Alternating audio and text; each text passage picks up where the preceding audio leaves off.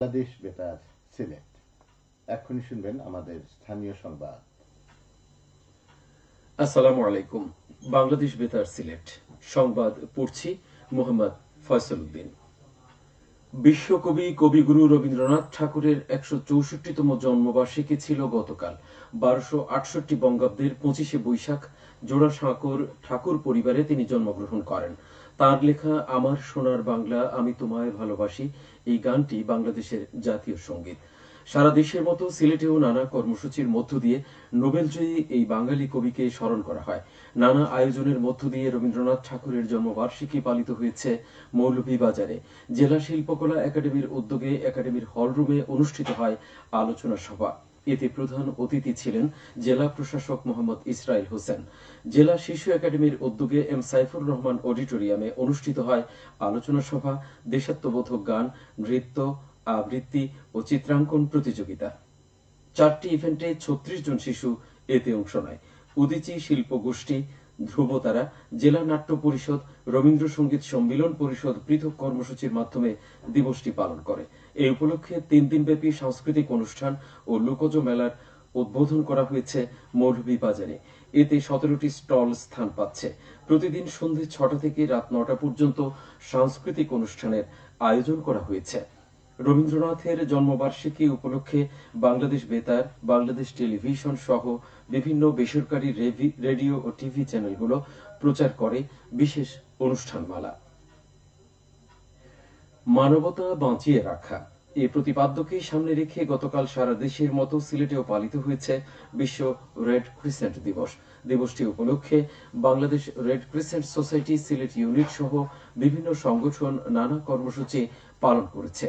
বিশ্ব red cross আন্দোলনের প্রতিষ্ঠাতা সুইজারল্যান্ডের অধিবাসী, শান্তিতে নোবেলজয়ী হেনরি ডোনাল্ড মানব কল্যাণ আর সেবার ব্রত নিয়ে 1883 সালে রেড ক্রসের গোড়াপত্তন করেন।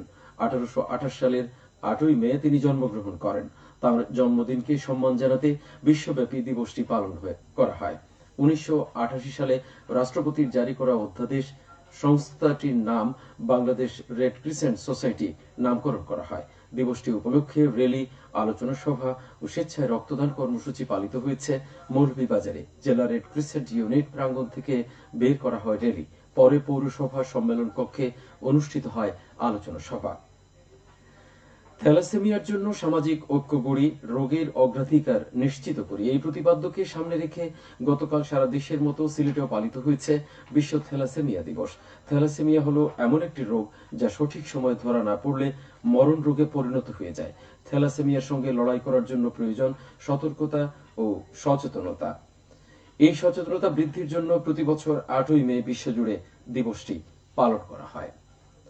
আগামী 18 ও 19 মে হযরত শাহজালাল রহমতুল্লাহ আলাইহির মাজারে অনুষ্ঠিত হবে বার্ষিক ওরস। ওরসকে কেন্দ্র করে মাজার প্রাঙ্গণে অনৈসলামিক কাজ বন্ধে পুলিশ, প্রশাসন, আইনশৃঙ্খলা রক্ষাকারী বাহিনী, আলেম সমাজ ও মাজার কমিটির সমন্বয় সভা গতকাল দুপুরে সিলেট মেট্রোপলিটন পুলিশ কমিশনার কার্যালয়ে অনুষ্ঠিত হয়েছে।